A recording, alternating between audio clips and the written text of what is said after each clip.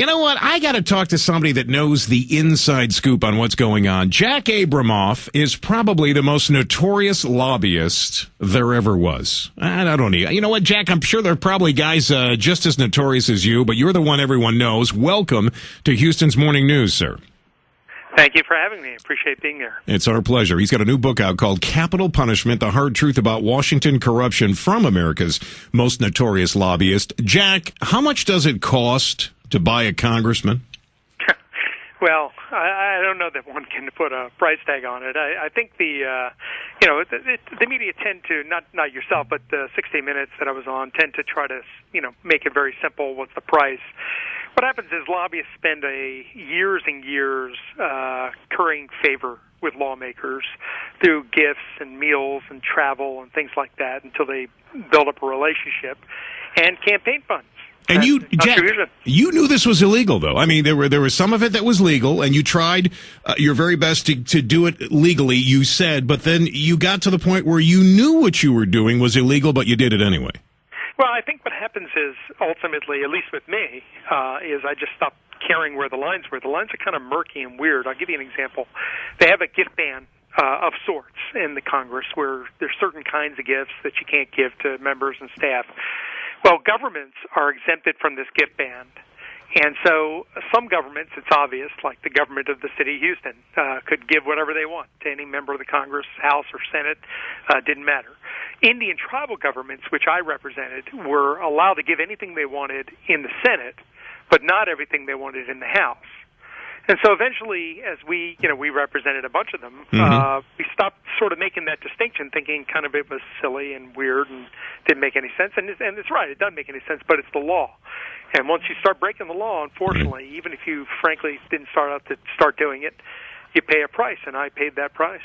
Jack Abramoff is joining us here this morning. Lots of questions for him. Jack, if you'd be kind enough to hang on, you have recently said that there is a current Republican running for president that is crooked, arrogant, and untrustworthy. And when we come back, I'll tell you who that is. Your Houston Morning News with Matt Patrick continues. KTRH News Time is 8:23. Jack Abramoff, probably one of the most notorious lobbyists ever. He's got a new book out called Capital Punishment, recently released from jail after 3 years.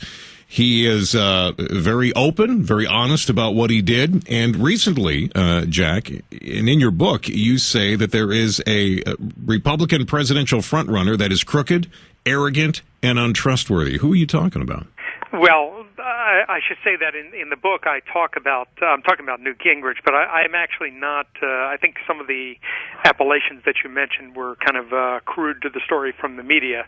What I said was exactly this. I was asked actually on the Meet the Press show with David Gregory whether or not what Newt did in terms of taking money from Freddie Mac at one point, whatever $1 million it was, is along the lines of what I'm talking about in terms of the corruption of Washington, of cashing in on public service.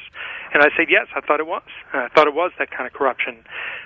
In terms of his arrogance, I mean, I do tell some stories about Newt, and Newt, I don't think I'm the one who's breaking the story, that Newt's got a bit of an ego issue, in terms of how he deals with things. But, I didn't quite use the exact harsh language. I'm not trying to, intercede into the presidential race. I don't think that would be helpful for anybody.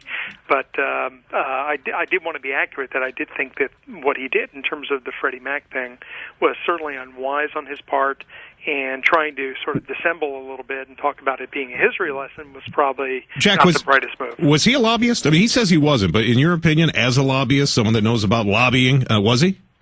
Well, I have to tell you, I think yes. I think that people forget that, or people don't know, that lobbying isn't just going up and meeting with a member and getting registered as a lobbyist. There's a lot more components to it. I went up to Capitol Hill maybe 5% of the time or less, and I was, the big lobbyist during the time I was active. There's a lot more to lobbying, and a lot of it's what they call strategic advice. So members of Congress, and he's not the only one. I mean, Senator Daschle, Senator Dorgan, I mean, you can name them. The list can be as long as you can like. They don't want to be lobbyists because they think that that's a title that people are uncomfortable with. Right. So they call themselves something else, strategic advisors. But the truth is that is part of lobbying. Jack, it's all part of cashing in. Jack Abramoff joining us here this morning. I wish I had a lot more time with you, but pick up the book. It is a fascinating read, Capital Punishment, The Hard Truth About Washington Corruption, from America's most notorious lobbyist. Jack, thanks for the time this morning. Thanks so much for having me.